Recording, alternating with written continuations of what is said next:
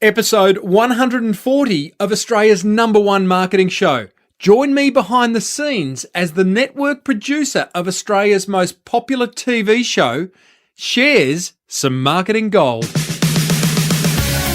Welcome to the Small Business Big Marketing Show, where successful small business owners share their secrets to take your marketing to the next level. Now here's your host, Tim Reid. G'day everyone, and welcome back to Australia's favourite small business marketing show. I am your host, Timbo Reid. You, so much more importantly, are a motivated small business owner who wants to crank out some fantastic marketing, possibly with a modest budget. And we are brought to you by the very good folk, the acest of ace folk at netregistry.com.au. If you need any part of your online marketing sorted, give them a ring, get online and tell them Timbo sent you, because they will look after you. They really have got it covered in terms of domain name registration, website hosting, website design and development, pay-per-click, social media, just the whole box and dice, guys, of online marketing your business. Net Registry can sort you out. So please support them, because in turn, this show gets supported, and I love that. Big show today, team. Very big show. Got a big guest being Adrian Swift, who happens to be the big boss, the big cheese, the head honcho of development at the Nine Network, which is the biggest TV network in Australia. He's also the executive producer of The Voice, which is the biggest TV show in Australia. You might wonder, what can he offer us humble small business owners? Well, you'll be surprised. He's got a little bit of marketing gold in store for us all. Stay tuned for that interview very shortly. Prior to that, I want to give you a bit of an update on some of the stuff that's being talked about in the big forum, in the Small Business Big Marketing Forum. Got some listener questions and feedback and content. That's all rocking. So without further ado, let's get stuck in to the Small Business Big Marketing Show. So, first of all, the Small Business Big Marketing Forum has just kind of got notched up a level, if you like, after last week's episode with Joe Polizzi, who is the head of the Content Marketing Institute. I shared half that interview with you guys, with many of you, free. You can go to the website or iTunes and find that. But I put the other half inside the forum. Naughty me, I know. But look, originally I did it just for forum members, but it was just so good that I really wanted to share it with the rest of you. So go in and join the Small Business Big Marketing Forum just to hear that interview. It is marketing gold. If you want to get your editorial mission right, it is marketing gold. Other stuff though, however, that is being talked about in the forum, that if you were part of that conversation, your marketing would just be that much better. We are talking about, there's a thread about Google Plus, whether it is the real deal or whether it's just a waste of time. Some might be calling it Google minus. We talk about your editorial mission. There's a discussion going on about branding and getting your brand character right, your brand personality right. There is some wonderful resources that various members are posting in regards to free cloud hosting, or free cloud storage, I should say. One of which is 15 gig for free, and a number of other options as well. But there is some good discussion going on in the Small Business Big Marketing Forum. It's all about growing your business, guys, and it's $49 a month. So head over to smallbusinessbigmarketing.com and go to the product section, click on the forum button, and you will be in there before you can say, wow, isn't the next interview really exciting? Well, you don't really know that, but I can promise you it is. So let's get stuck into that. After which, at the end of the interview, I'm going to share 3 key learnings for us small business owners. Plus, I'm going to share some listener comments, questions, and feedback. Lots more to go. So here's the thing. Are you ready? Adrian Swift appeared on the show in episode 89. Last year, when The Voice was really hitting its straps as the #1 show in Australia. Since then, it's come back for season 2 and it continues to do great things. And Adrian has kindly offered to come back and share what those great things are and how we can learn as small business owners from what The Voice are doing from a marketing perspective. And I think that's really important. You know, sometimes I think the top end of town just wastes a whole lot of money on marketing. Other times I think, some of the stuff the big boys are doing, those people in the mahogany offices, the mahogany corner offices, are actually cranking out some good marketing, and we can learn from that. So there's some wonderful marketing concepts that Adrian talks about. As I said, Adrian is the head of development at the biggest TV network in Australia. He also heads up The Voice at the network. If you don't know what The Voice, if you have been hiding under a rock these last few weeks, The Voice is just cranking it out. It's a wonderful talent show, reality show on the TV. Check out thevoice.com.au if you want to know what I'm talking about. Won't go into the details of it. Suffice to say, it's kind of like, you know, America's Got Talent, but there's the twist that there's 4 coaches. Each of those 4 coaches are famous personalities in themselves. Delta Goodrem, Seal, Joel, and Ricky Martin. Joel from This'll Test Me, Good Charlotte. And, you know, they're all rock stars in their own right, and they have teams of talented young individuals who they coach through to hopefully become the next voice of Australia. It's a great show. I'm sucked in by it. Don't watch a lot of TV, but I do love The Voice. I like watching it with my family. But anyway, that's not marketing related. Let's get back into the marketing thing. Here is Adrian Swift to share some marketing gold that we can learn from The Voice. Adrian Swift, Director of Development at the Nine Network and one of the bosses of The Voice. Welcome back to Small Business Big Marketing. Thank you, mate. How are you? Excellent. You're a busy man. You're about to go into a live record. You're in the second year. Can you wrap some numbers around where The Voice is at now in its second year? Total viewing numbers, slightly down on last year, but that's kind of what we expected. We're in a different time slot against different shows. We didn't really have much opposition last year, but still the number one show in the country by a country mile. And all the other numbers are up. So all our online numbers are up. All our download numbers are up. So, yeah, we're very pleased with it. You know, its function is to be our biggest, shiniest show, and it's our biggest, shiniest show.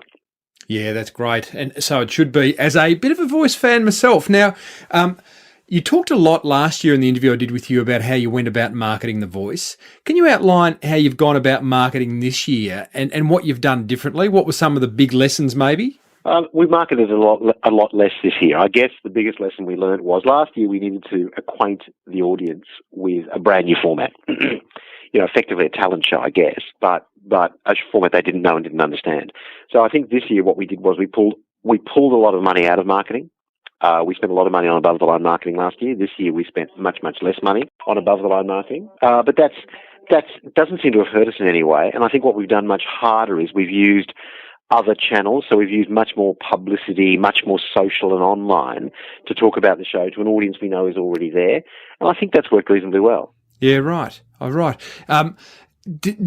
What's last year's success? I mean, with the success that came from last year, what's it allowed you to do more of from a marketing sense or a product sense, or nothing? It's just business as usual. No, look. You know, it obviously in our world it means it's a much more saleable commodity at much higher rates because you know people now know what it is and what it does and what it can achieve, and from a you know purely a how does the business work standpoint, well, it becomes a bit of a self-perpetuating machine. Last year, we were calling for artists who didn't know what the show was and, you know, had been burnt by Australian Idol or other shows and just weren't interested in it. And this year, I think we found that because people know and understand what the product is, it's just much easier on every level. It's much easier to get big international stars out here. It's much easier to get the best artists to come and appear on the show.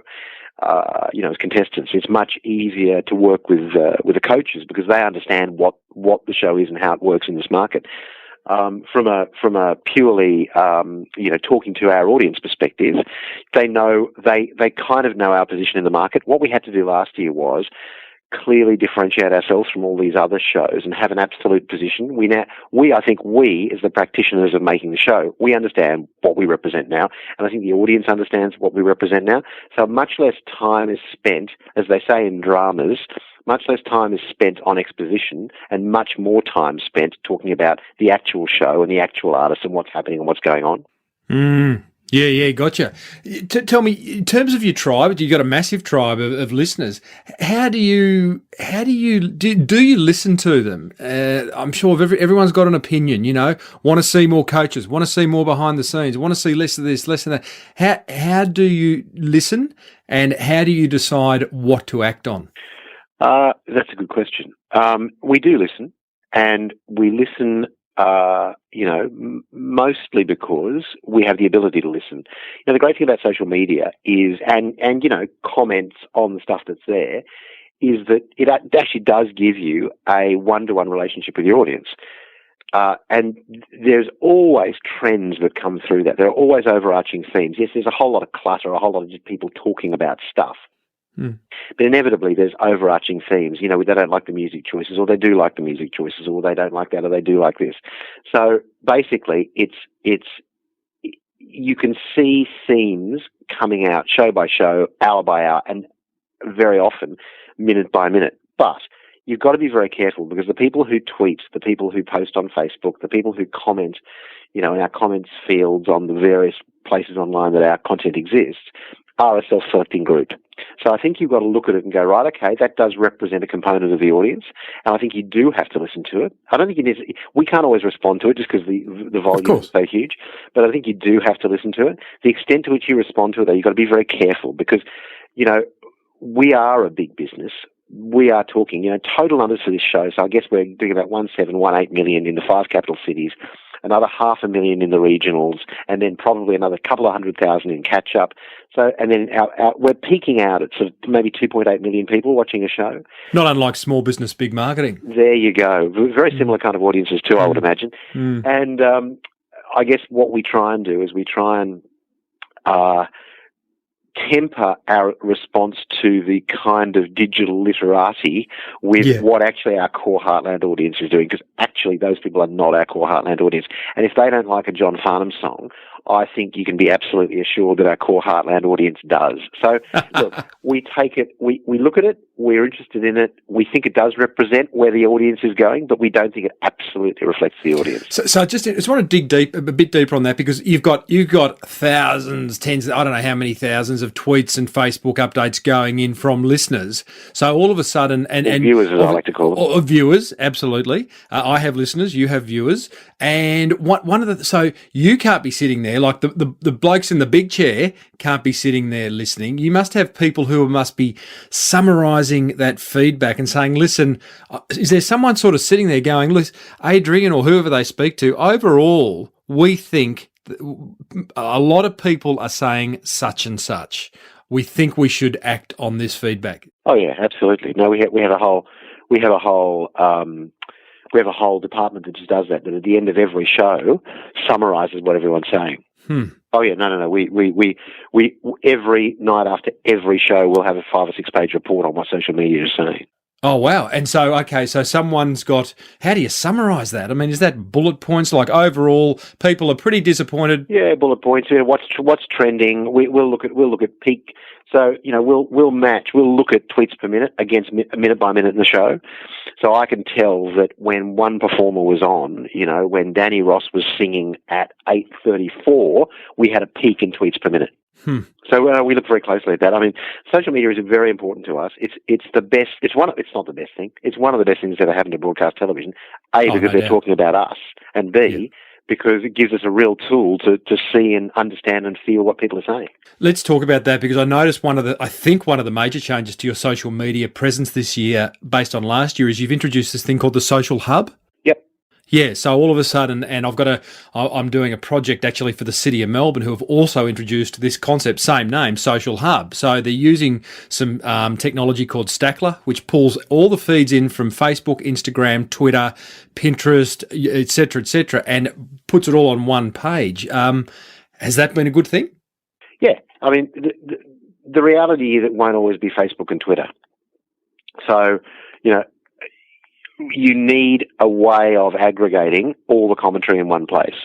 We have Vine, which is video, obviously Instagram, which is pictures.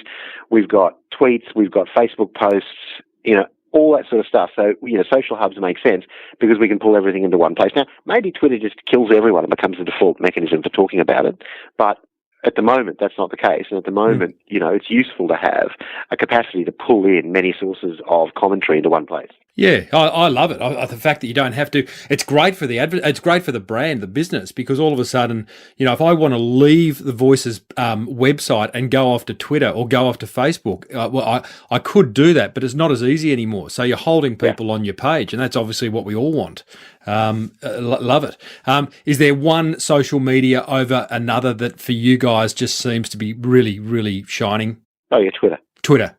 Yeah, no, I think for us it's fair to say at this point. I mean, look, we'll engage with it. We are proverbially platform agnostic. We'll engage with anyone, but Twitter is good because it is a mass medium, and we are a mass medium, and we kind of need to stick to those mass media, if I'm being honest. And that is its great utility for us. Tell me, I just look at the frequency of of updates coming from the Voice. I'm live on the Social Hub now. It looks like the last Instagram was of Seal's Nails. That was a day ago. The last Twitter was 2 days ago.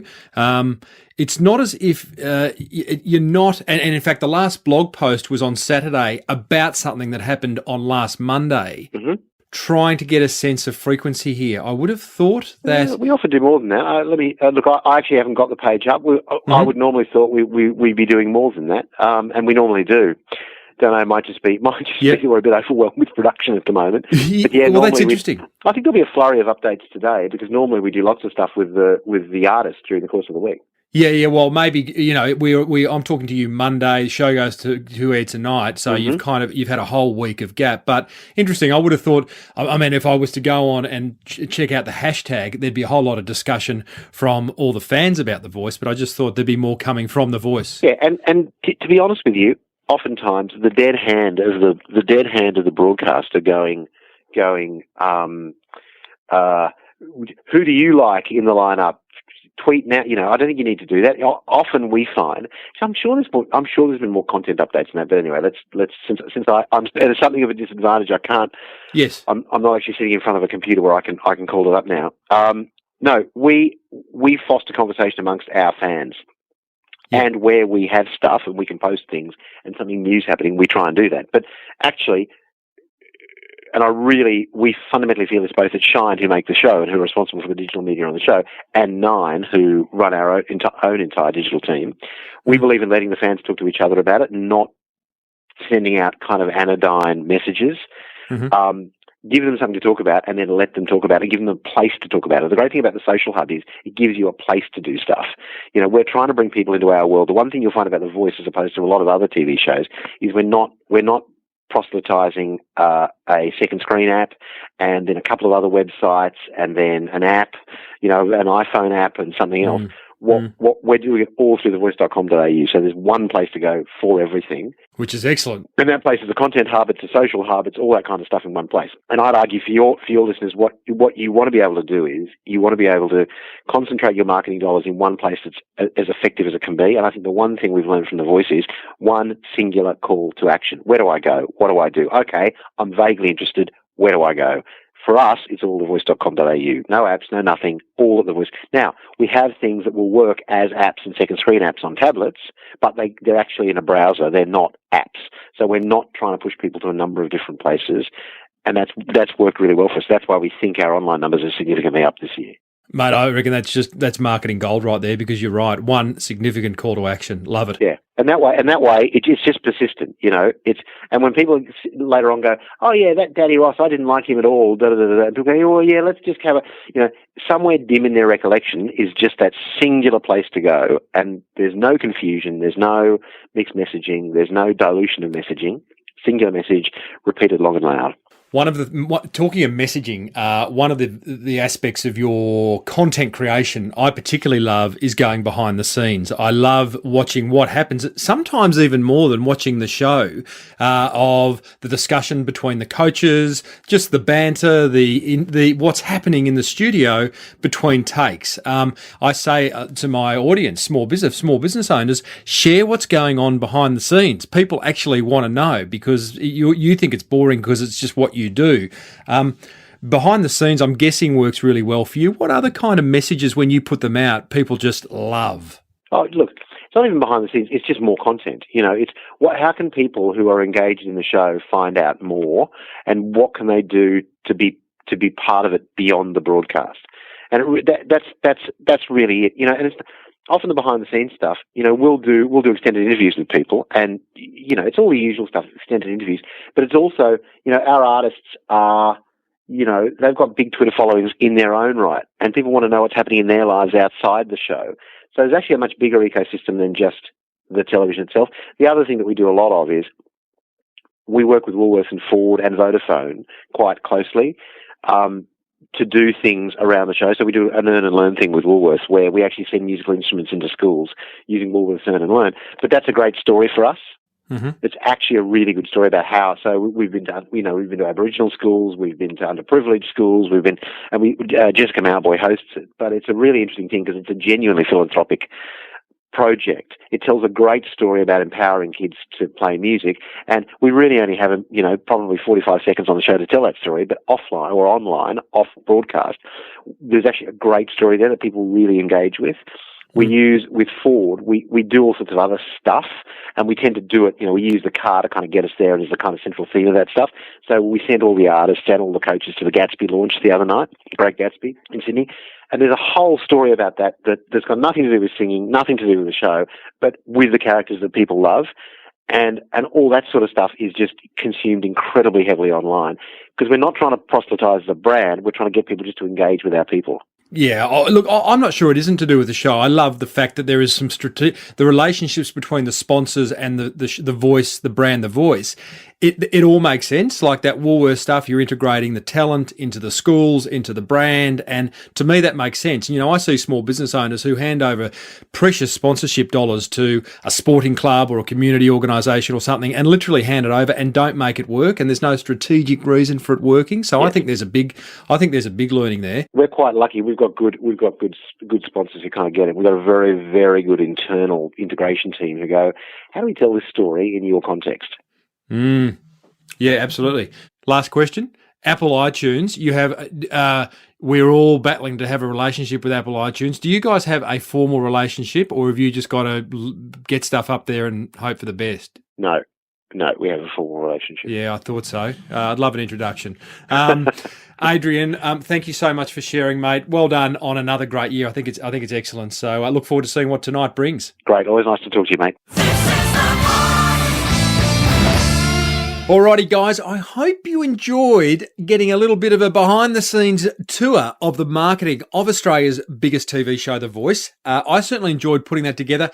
Adrian was in a bit of a rush, so thank you so much, Adrian, for making the time for doing that. Now, guys, 3 key learnings, probably a few more actually than 3, but I've put together 3 key learnings from that fireside chat with Adrian. Number 1, have one significant call to action in your marketing communications.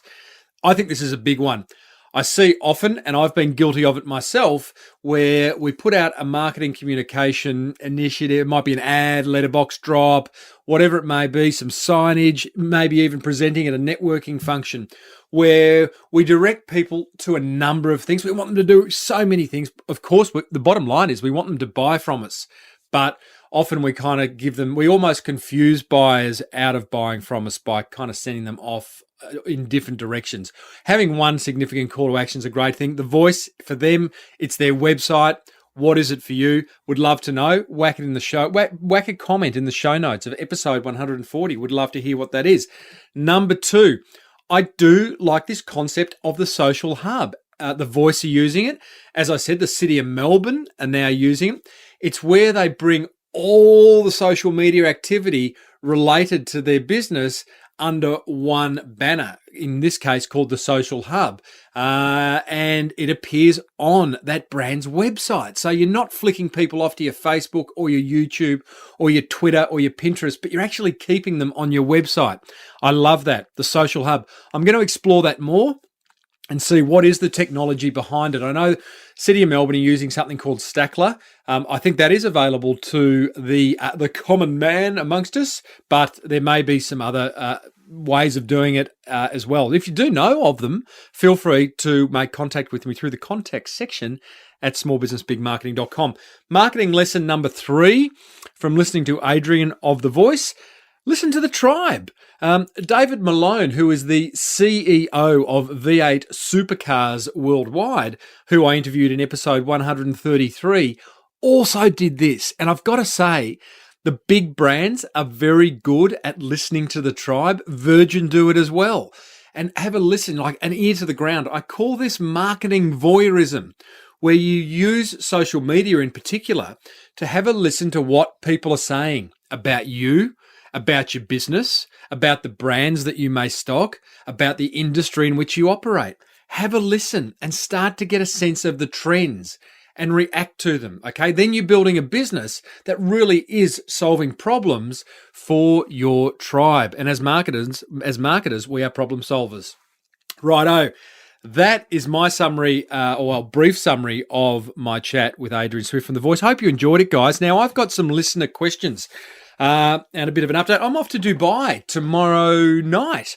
Off to Dubai to run a marketing workshop, which I'm really looking forward to. Never been there before and don't really know what to expect. I'm kind of expecting something completely over the top, but I'll report back possibly in next week's episode, if not the weeks after, depending on how timing's going of putting everything together. But I'm looking forward to that. You can check out, I'll do updates on Twitter and also on the show's Facebook, facebook.com/small business big marketing. All right, some listener questions and feedback. I have got one here from James Kemp. James says, "Hey, Tim, really enjoy your content." Thanks, James. One question for you as an aspiring marketing consultant. Oh, gee, really? Another one? Competition? No, not really. You go for it, my man. Currently in the 9 to 5, and I'm not a marketing consultant anyway. Really? Used to be. Currently in the 9 to 5 grind and going to start a podcast focused on New Zealand businesses. Good on you. There aren't any. What, in no New Zealand businesses or no podcasts, James? Want to make an offer to the audience as early as possible. If you started again, would you offer your Spotlight as a gateway product? Okay, so what my Spotlight is, it's one of the products at smallbusinessbigmarketing.com where for a price, I look at your marketing touch points, your marketing collateral, your website, brochures, ads, whatever you're doing out there, and review them. And then I put together a show dedicated to your business. It sounds like you're listening to an episode of Small Business Big Marketing, but it is 100% dedicated to your business. No one else gets to hear it. I just send you the link. So that's what Spotlight is. Now, as James asked, if you started again, would you offer Spotlight as a gateway product?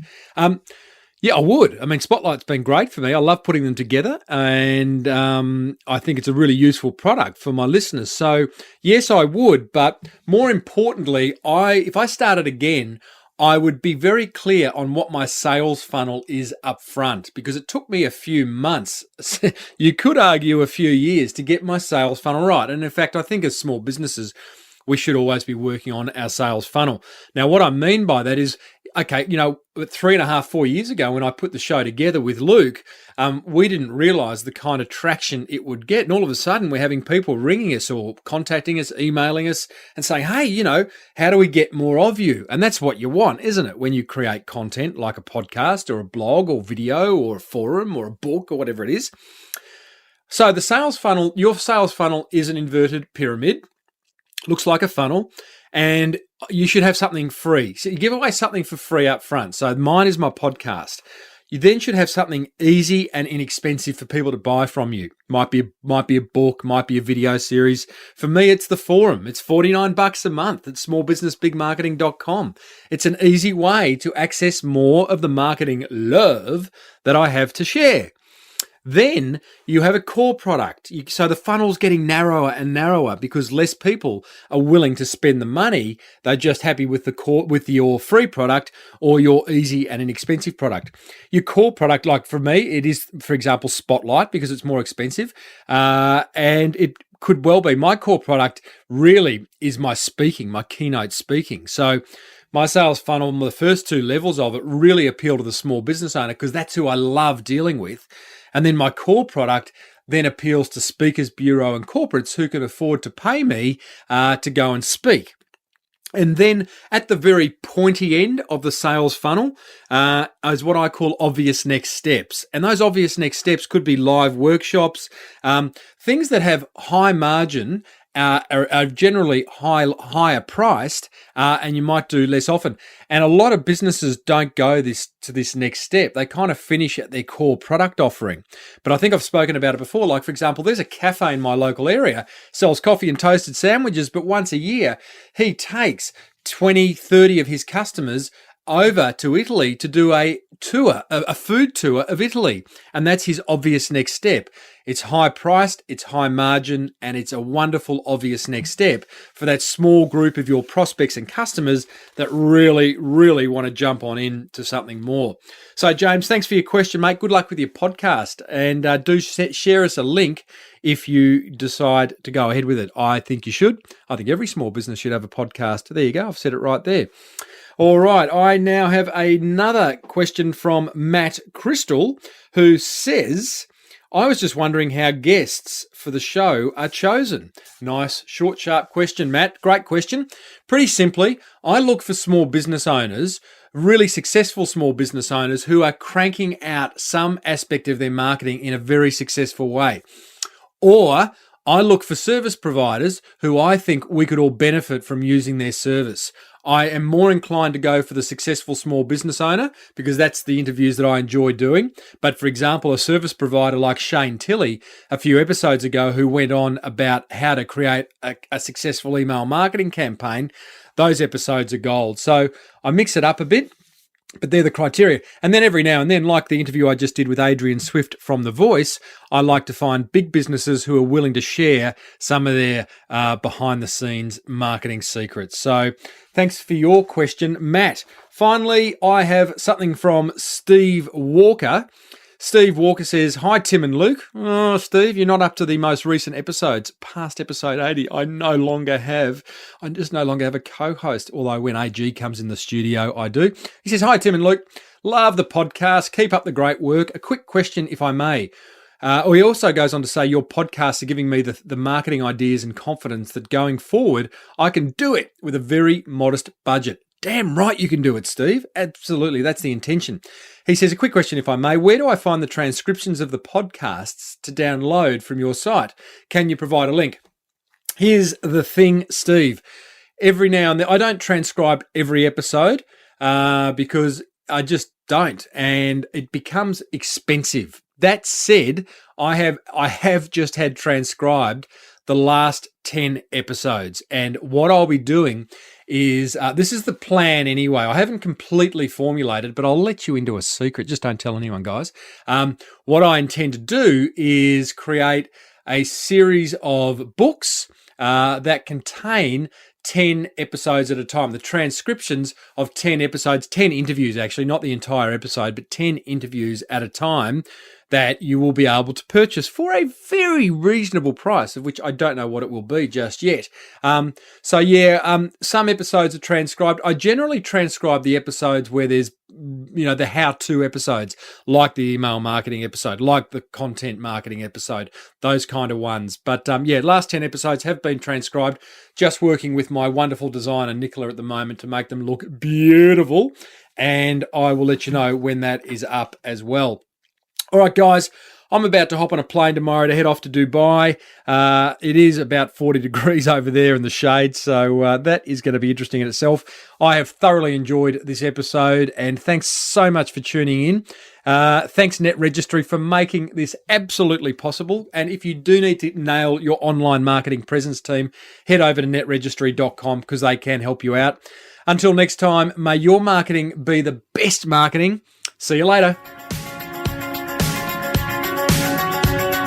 You've been listening to the Small Business Big Marketing Show with Tim Reid. Want more marketing goodness? Then visit smallbusinessbigmarketing.com.